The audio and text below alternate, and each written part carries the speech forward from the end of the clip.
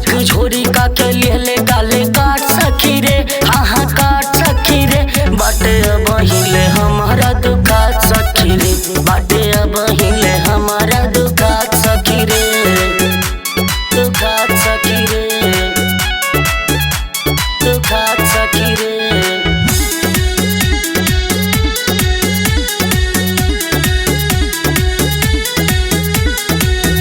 खाली पीसी के चुम्मा बुलिहले सखी, दर्द मीठा मीठा हमके दिहले सखी, दिहले सखी, दिहले सखी। सोचे बतिया उरतिया के धड़के जिया, कहनी भर जोरी मंडले न कैले पिया। कहले करा न मना आधी रात सखी रे, हाँ रात सखी रे। बाटे अब हिल हमारा दुखात सखी रे, बाटे अब हिल हमारा दुखात सखी रे, दुखात सखी रे,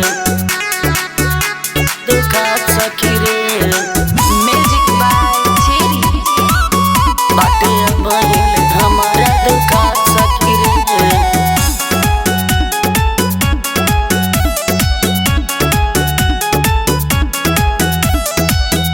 काकी हमरा से मीठी मीठी बतिया सखी, छोड़े हमके न सारी सारी रतिया सखी, रतिया सखी, रतिया सखी।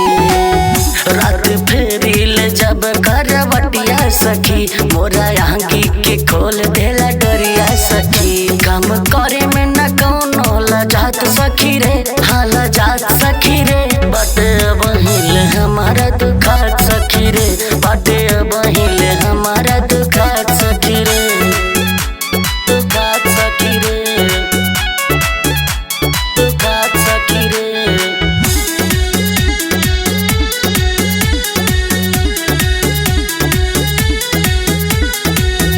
बाटे अजबे मोर पी के छती सा सखी, राते कहबेल चोली चली सा सखी, चली सा सखी, चली सा सखी। बुझी पिया बसंत अब मोरा हाल के, बाटे से सुरीला नजर गाल पे।